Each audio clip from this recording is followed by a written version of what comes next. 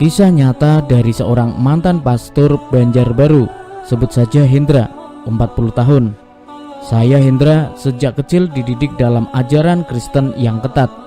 Bahkan oleh orang tua, saya disekolahkan hingga ke Vatikan, Roma. Sekian lama akhirnya saya pun menyandang predikat sebagai pastor. Saya juga memperoleh kepercayaan untuk mengembala umat di sebuah gereja di Banjarbaru, tepatnya seberang kampus Unlam Banjarbaru, Kalimantan Selatan. Sekitar tahun 2000-an, saya bersama rekan pastor lainnya berniat untuk rekreasi, mengisi liburan akhir pekan.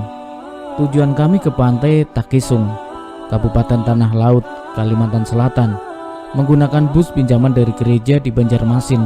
Kami pun berangkat. Di pantai kami mendirikan tenda sebagaimana kebiasaan. Sebagai pastor saya memperoleh tenda sendiri, jadi tidak ada teman dalam tenda saya.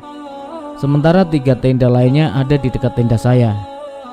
Sebelum tengah malam kami pun masuk kemah dan terlelap. Pada tengah malam saya terbangun karena ada ucapan salam dari seseorang. "Assalamualaikum," kata orang asing itu. Salam itu diulang lagi sambil menepuk-nepuk tenda saya. Penasaran, saya pun bangkit dan keluar kemah. Karena saya Kristen, saya tak menyahut salam tersebut. Saya lalu menghampiri seorang kakek yang belum pernah saya kenal. Ia memakai jubah berwarna hijau dan bolang juga berwarna hijau. Janggutnya hitam, namun ada kombinasi putih di bagian ujungnya. Saya lalu salami tangannya. Aneh, kehalusan tangan kakek itu lebih halus rasanya dari kain sutera. Pada bagian jempol kanan kakek itu seperti tidak bertulang. "Kenapa jempol kakek tidak bertulang?" tanya saya. "Oh, ini akibat kecelakaan, tapi nanti saja saya ceritakan," kata kakek itu. "Ada apa kakek? Ada keperluan apa?" tanya saya. Saya hanya menyampaikan bahwa sudah saatnya kamu berpindah dari agamamu ke Islam, seperti agama kakek, sahut kakek misterius itu. Saya lihat sekeliling, tak ada yang terbangun dari dalam kemah lainnya. "Saya tidak bisa kakek, karena sudah 8 turunan. Kami adalah penganut Kristen yang taat," jawab saya. "Tidak, memang sudah saatnya kamu mengikuti agama yang benar, yakni Islam. Sebab sejak dalam perut ibumu di dahimu sudah dituliskan Allah asmanya," tegas kakek tersebut. Saya lantas berpikir cepat. Kalau memang kakek benar, apa kakek bisa menunjukkan mukjizat sebagai tanda kebenaran dari Tuhan? Pancing saya waktu itu. "Kala itu soal gampang," kata kakek itu sambil tertawa. Entah bagaimana tiba-tiba dari genggaman kakek itu muncul sebuah gelas kecil, lagi bening, zam-zam. "Ambil air zam-zam itu," perintah kakek itu kepada saya sambil menyodorkan gelas dan menunjukkan ke laut. Mengertilah saya kalau saya mesti mengambil air laut itu. Kakek itu menyuruh saya minum 3 tegukan. Anehnya, kala minum tidak asin, melainkan tawar. Baru saja selesai tegukan ketiga, tiba-tiba saya merasakan gatal yang sangat hebat.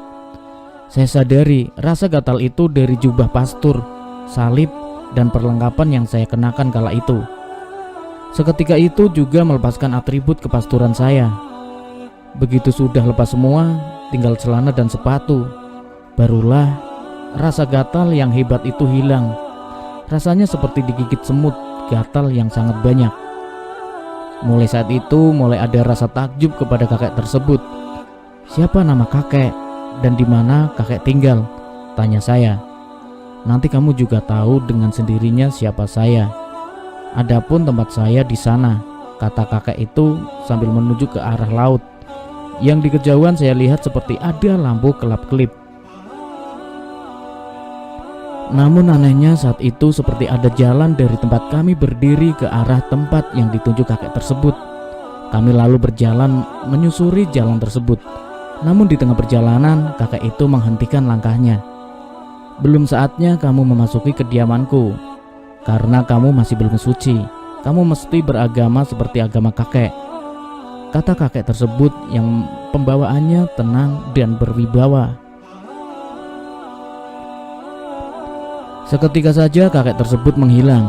Belum sempat saya berpikir banyak, tiba-tiba sebuah ombak menghantam muka saya. Dan seketika saya sudah ada di air laut. Saya lalu bergegas keluar air menuju pantai. Sekali lagi aneh, yang basah cuma muka saya, celana dan sepatu saya masih kering seperti semula. Dengan masih terheran-heran saya memandang ke arah laut. Seiring waktu saya pun masuk ke tenda dan merebahkan diri, dan akhirnya tertidur. Pukul 6 pagi saya bangun dari pembaringan dan ingin melihat keadaan pantai, di mana saya bersama seorang kakek misterius. Terlibat dialog yang masih segar di ingatan saya. Saya perhatikan memang masih ada jejak sepatu saya di pantai. Bahkan meski ombak beberapa kali menghantam pantai, jejak kaki saya masih ada. Saya kenal betul bagaimana tapak sepatu saya. Sepulang dari Takisung itulah, pikirannya saya mulai berkecamuk.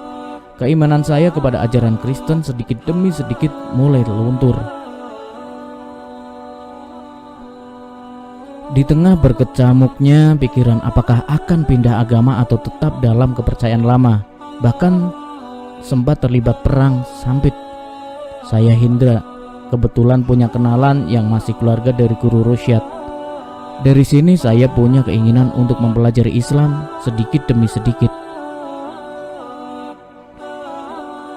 Namun oleh karena Guru Rosyad sakit-sakitan, beliau menyarankan agar saya masuk Islam dengan bimbingan Abah Guru Sekumpul, Al-Alimul Al-Alama Al-Arif Billah, Kiai Muhammad Zaini bin Abdul Ghani Al-Banjari.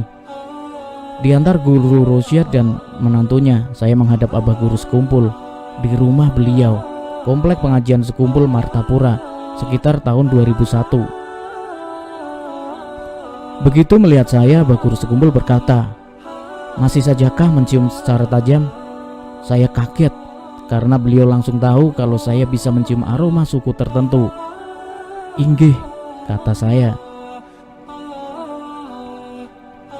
"Ibarat kebun binatang, perut kamu berkumpul banyak binatang," lanjut Abah Guru Sekumpul. Dan memang karena saya bersuku Dayak dan masih bercampur dengan kepercayaan Kaharingan, ajian atau untalan apa saja sudah pernah masuk ke dalam perut saya.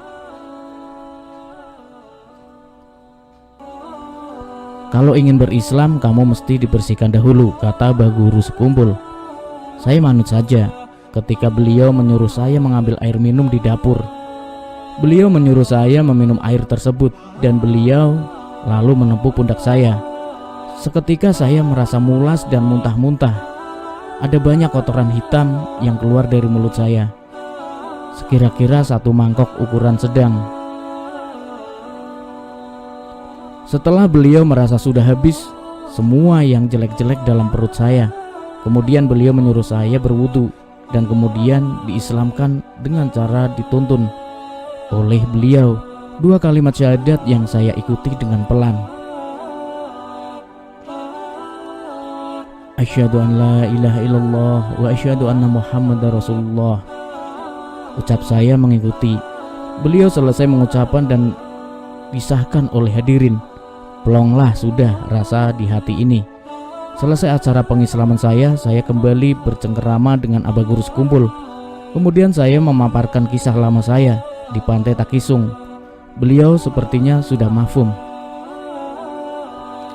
"Tahukah kamu nak, yang menemui kamu di pantai Takisung itu ialah Nabi Khidir alaihissalam. Beliau itulah yang menguasai lautan maupun perairan. Apakah kamu ingin berjumpa kembali dengan beliau?" Terang sekaligus tawar Abah Guru Sekumpul. "Inggih," jawab saya singkat. Beliau lalu menyuruh saya mengambil air dalam baskom dari dapur. Beliau kemudian mengajari dan menyuruh saya bertawasul ke Nabi Khidir alaihissalam, bersolawat serta menepuk air di baskom itu 3 kali. Ajaib, sekonyong-konyong keluarlah kakek seperti yang pernah saya lihat di pantai Takisung. Kakek yang adalah Nabi Khidir alaihissalam itu muncul sepeninggang dari permukaan air baskom. Saya cuma kagum, tak bisa bicara. Abah guru sekumpul, saya lihat menunduk dan mengangguk 3 kali. Sekejap kemudian Nabi Khidir sudah menghilang. Nak, tadi beliau berpesan agar kamu benar-benar dalam beragama Islam. Ibarat sekarang sudah diberi lembaran kertas putih, jangan sampai dibikin kotor lagi, kata Abah guru sekumpul. Saya Hendra mengingat betul pesan Nabi Khidir alaihissalam yang disampaikan melalui Abah guru sekumpul. Abah juga menyampaikan nasihat tambahan. Nak, bila kamu sudah Islam kemudian menjadi kaya raya, berarti Islam kamu tidaklah benar-benar. Namun jika nanti kehidupan kamu sulit dan susah, maka berarti kamu sudah beragama dengan benar. Sebab Allah berkehendak menguji keikhlasan kamu mengikut agama yang hak ini, papar Abah guru. Saya hanya bisa menganggukkan kepala seraya berkata, "Inggih Abah." Beliau kemudian berdoa memohon kepada Allah semoga saya ditetapkan iman dan selamat dunia wal akhirat, untuk bisa berkumpul dengan beliau kembali di akhirat. Saya merinding jika mengingat peristiwa itu. Wallahu a'lam.